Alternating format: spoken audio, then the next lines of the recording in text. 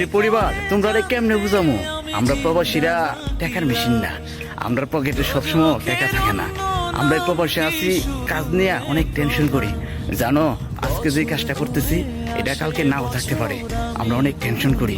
তারপরে তোমরা টাকা টাকা কইরা আমরা কে হতে টেনশন দেবো? জানো, আমরা তো টাকার মেশিন না। পরিবারের মানুষ প্রত্যেকটা প্রবাসীরে ভাবে একটা টাকার মেশিন। আর এই পরিবার তোমরা জানো না, আমরা এই প্রবাসী টাকার লেগে কত কষ্ট করি। জানো, মার্কেটে যদি যাই একটা জিনিস যদি মনে ধরে ওইটা নেবো, টাকার দিক চাইয়া নিতে পারি না, কারণ সামনের মাসে অনেক টাকা কিনা দেশে দিতে হইব। ও তোমরা লাগে আমরা অনেক ভাবি, আর তোমরা আমরা ভাবো আমরা টাকার মেশিন।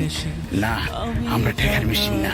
আমরা অনেক কষ্ট করি, অনেক পরিশ্রম করি, টাকা পয়সা নিজে উপার্জন কইরা না খায়া ওই টাকাটা দেশে পাঠাইয়া দিই একমাত্র পরিবারের লাইগা।